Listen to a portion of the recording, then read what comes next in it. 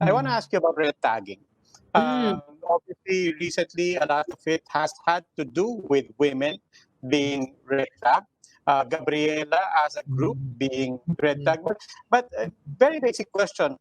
How do you put a cutting edge to trying to stop red tagging? I mean, it's a defined crime.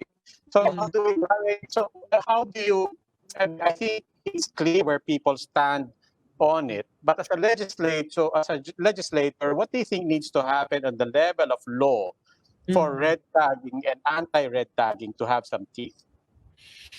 Maybe not on the level of law, Robbie, but maybe something institutional. And ito, mas nare-realize ko sa nakaraang mga Commission on Appointments hearings.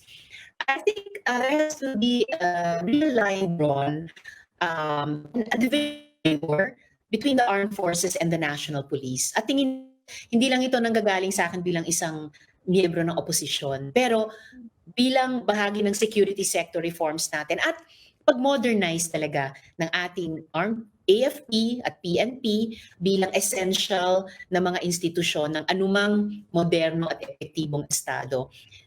Their continued reform, professionalization, modernization. And by that I mean, once and for all mag-focus na ang AFP sa external defense. Lalo na sa panahon ngayon na we have to find a way to constructively, peacefully, but effectively engage China and other regional powers, rising global powers, naval powers, especially in the West Philippine Sea, in a rules-based way.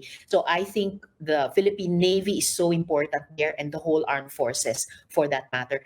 At ang National Police ang mag-focus sa public safety and participate properly in the peace processes. Natingin ko, Robbie, dapat talaga civilian government namumuno dyan. Let's not go back to the old discredited counterinsurgency ways of the 1980s. It's red tag is so 1980s, bukod sa ungentlemanly, etc. And you know the critiques I raised vis-a-vis the general. It's so 1980s. It didn't work then. It won't work now.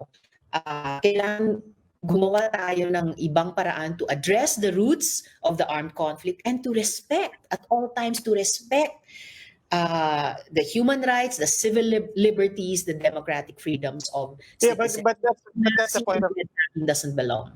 Yeah, but that's the point of my question. Other than the fact that it doesn't work, then in fact it's counterproductive.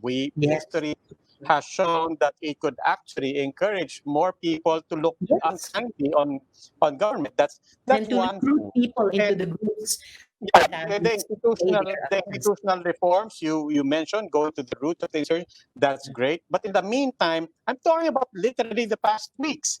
I'm literally talking about words and ongoing red tagging, red baiting that already, even right now, puts people's lives and liberty in danger. How do you hold these people accountable for what they would just dismiss as, well, these are just words, it's just my opinion? That's my question. Other than the institutional reforms that you would like to see, how do we institute accountability, that penalty for red tagging?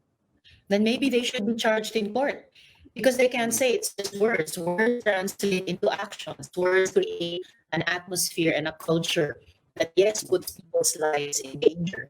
So maybe those who've been red tagged should ask their lawyers if there is a charge that they can file against these persons in court.